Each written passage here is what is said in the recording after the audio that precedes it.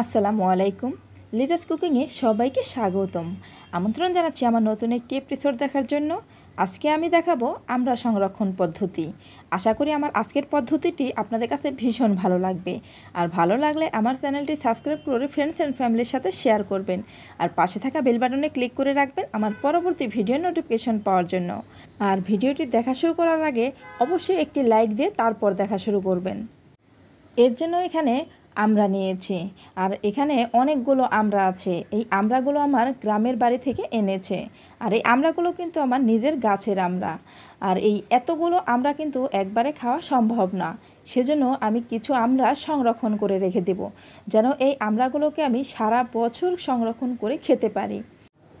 যখন আমড়ার সিজন থাকবে না তখন কিন্তু আমাদের কাছে সেই ফলটা কিন্তু ভালো লাগে, আর ঠিক সেই সময় আমরা ফ্রিজ থেকে বের করে এই আমড়াগুলো কিন্তু খেতে পারি।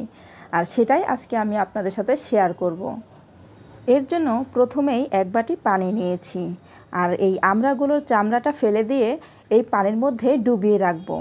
আর অবশ্যই কিন্তু এই পানির মধ্যে আমড়াগুলোকে ডুবিয়ে রাখতে হবে, এতে আমড়ার মধ্যে যে কষ থাকে সেই কষগুলো চলে যাবে। আর এতে করে আমড়াগুলো অনেক দিন ফ্রিজে থাকলেও এর স্বাদটা কিন্তু অটুট থাকবে। আর আমি যতগুলো আমড়া সংরক্ষণ করব সবগুলো আমড়াই কিন্তু একইভাবে চামড়াগুলো ফেলে দিয়ে পানির মধ্যে ডুবিয়ে রাখবো। আর আপনারা যদি সংরক্ষণ করতে চান অবশ্যই এই কাজটি করে নেবেন। তো আমি যতগুলো আমড়া সংরক্ষণ করব সবগুলোকেই কেটে নিয়েছি। আর আমড়াগুলোর উপরের যে সবুজ অংশটা আছে এই অংশটা রেখে আমি চামড়াটা ফেলে দিয়েছি। আর আমড়া কিন্তু খুব বেশি টক হয় না, আর যদি উপরের অংশটা রেখে দেওয়া যায় তাহলে কিন্তু আমড়া টক লাগে। আর যদি কারো টক ভালো না লাগে সে কিন্তু উপরের অংশটা ফেলে দিতে পারেন। তো আমড়াগুলো খুব ভালো করে ধুয়ে নিয়ে এসেছি। আমড়াগুলো ধোয়ার পরে এবার আমড়াগুলোকে কেটে নিচ্ছি। আর কেটে নেওয়ার জন্য এরকম একটি নাইফ নিয়েছি, নাইফ দিয়ে আমি একটি আমড়া কেটে দেখিয়ে দিচ্ছি। আর আমড়াগুলো কিন্তু ভীষণ শক্ত হয়, সেজন্য কাটার সময় একটু সাবধানতার সঙ্গে কেটে নিতে হবে যেন হাত কেটে না যায়। এরকম করে আমি আমড়াগুলোকে কেটে নিচ্ছি। আপনারা চাইলে বটি দিয়েও কিন্তু এই আমড়াগুলো কেটে নিতে পারেন, তবে আমার মনে হয় বটি দিয়ে কাটাটাই বেস্ট, এতে হাত কেটে যাওয়ার কোনো চান্স নেই। তারপরও আমি নাইফ দিয়ে কেটে আপনাদেরকে দেখিয়ে দিচ্ছি। আর ঠিক এরকমভাবে নাইফ দিয়ে আমি সবগুলো আমড়াই কেটে নিচ্ছি। আমড়াগুলো যদি এভাবে কেটে ছোট ছোট টুকরো করে রেখে দেই তাহলে কিন্তু অনেক সুবিধা। যেমন আমরা যদি জুস খেতে চাই তাহলে কিন্তু এখান থেকে কিছু আমড়া বের করে নিয়ে জুস করে ফেলতে পারবো, পরে কিন্তু কেটে নেওয়ার আর কোনো ঝামেলাই থাকবে না। তারপর আচার তৈরি করতে গেলে এখান থেকে আমরা বের করে আচার তৈরি করে নিতে পারবো, ওখানেও কোনো কাটার কোনো ঝামেলা নেই। সেজন্য আমি একেবারে কেটে রেখে দিচ্ছি। আর অবশ্যই আমড়াগুলোকে কেটে রেখে দিবেন আপনারাও। আর আপনারাও যদি আমার মতো এভাবে আমড়া সংরক্ষণ করে রাখেন তাহলে কিন্তু সারা বছর আমড়ার স্বাদটা পেতে পারবেন।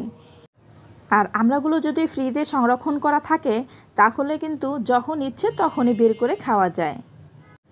আর আমড়ার ভিতরে যে একটি বিচি থাকে সেই বিচিটা আপনারা যদি চান তাহলে কিন্তু বিচিটা রেখে দিতে পারেন, কিন্তু আমি আসলে এই বিচিগুলো রাখবো না, বিচিগুলো আমি ফেলে দেব। আর বিচিগুলো কীরকম করে ফেলে দিচ্ছি দেখিয়ে দিচ্ছি। তো আমড়াগুলো আমি এভাবে কেটে নিয়েছি, কেটে নেওয়ার পর ঠিক বিচিটা এরকম করে আমি এই বিচিটাকে ফেলে দিচ্ছি। এই বিচিটা রাখার কোনো প্রয়োজন নেই। আমি সবগুলো আমড়া এভাবে কেটে নিয়েছি। তো আমার এই আমড়াগুলো সংরক্ষণ করার জন্য পুরোপুরি রেডি। এবার এই আমড়াগুলোকে বক্সে রেখে দিলেই হয়ে যাবে। আর আমড়াগুলোকে আমি এরকম চিকন করে কেটেছি, আপনারা চাইলে আরও মোটা করেও কেটে নিতে পারেন। এবার এই আমড়াগুলোকে একটি বক্সে করে রেখে দিচ্ছি। এর জন্য আমি এরকম প্লাস্টিকের একটি বক্স নিয়েছি, আর এই বক্সের মধ্যে আমি আমড়াগুলোকে দিয়ে দিচ্ছি। আমড়াগুলো দেওয়ার পর একটু ছড়িয়ে দিতে হবে সমান করে। এবার ঢাকনা দিয়ে ঢেকে রেখে দিচ্ছি। আর অবশ্যই কিন্তু এটা ডিপ ফ্রিজে রাখতে হবে, নর্মাল ফ্রিজে কিন্তু রাখা যাবে না, তাহলে কিন্তু নষ্ট হয়ে যাবে। এটা ডিপ ফ্রিজে রেখে বরফ করে রেখে দিতে হবে। এবার আমি আরেক পদ্ধতিতে দেখাবো আমড়া সংরক্ষণ করা। এর জন্য এখানে কিছু আমড়া ছিলে নিয়েছি, আর এই আমড়াগুলোরও উপরে সবুজ অংশটা রেখে দিয়েছি, এতে করে আমার কাছে দেখতে ভীষণ ভালো লাগে। আর আপনারা যদি এই সবুজ অংশটা কেটে ফেলে দিতে চান তাহলে দিতে পারেন। এবার এই আমড়াগুলোকে সিদ্ধ করে নেওয়ার পালা। এর জন্য চুলায় আমি আগে থেকে পানি ফুটিয়ে নিয়েছি আর এই ফুটন্ত গরম পানির মধ্যেই কিন্তু আমড়াগুলো ছেড়ে দেব। এবার এখানে আমড়াগুলো নিয়েছি, এখান থেকে আমি একটি একটি করে আমড়াগুলো দিয়ে দিচ্ছি এই ফুটন্ত গরম পানির মধ্যে। একটু সাবধানতার সঙ্গে দিবেন যেন এই গরম পানিটা ছিটে না আসে।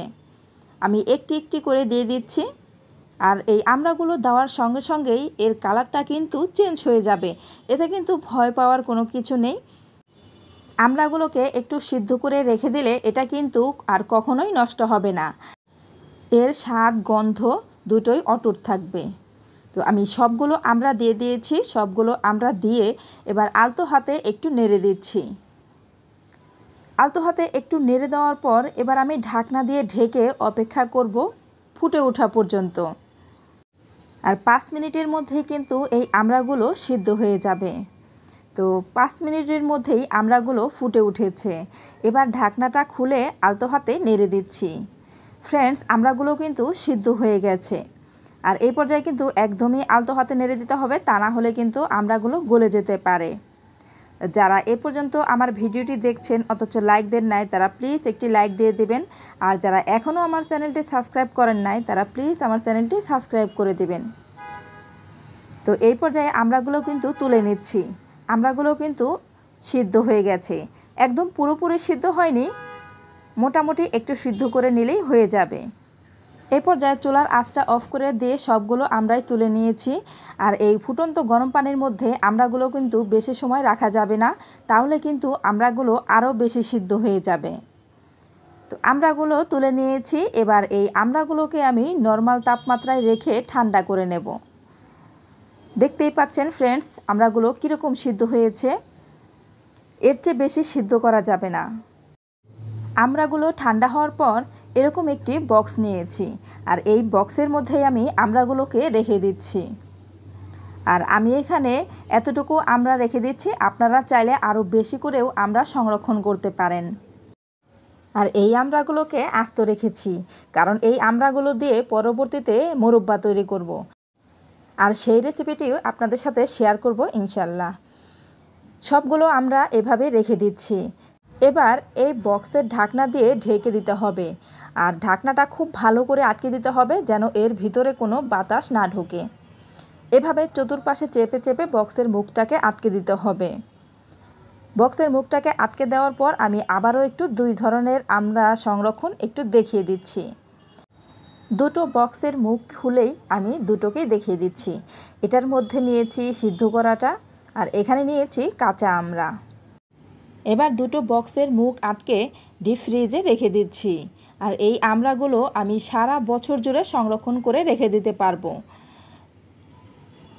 যাদের বাড়িতে আমড়া গাছ আছে তাদের আমড়া অ্যাভেলেবল থাকে, সেজন্য তারা এইভাবে আমড়া সংরক্ষণ করে ফ্রিজে রেখে দিতে পারেন। তো আমার আমড়া গাছ আছে বাড়িতে, সেজন্য আমি এভাবে রেখে দিলাম। তো আমার আজকের এই আমড়া সংরক্ষণ পদ্ধতিটি আপনাদের কাছে কেমন লেগেছে অবশ্যই আমাকে কমেন্ট করে জানাবেন। আর যারা কখনোই এভাবে আমড়া সংরক্ষণ করেন নাই, আশা করি আমার আজকের ভিডিওটি তাদের কাজে আসবে। আজ এই পর্যন্তই, পরবর্তী পর্বে আবার দেখা হবে। সবাই ভালো থাকবেন, আল্লাহ হাফেজ।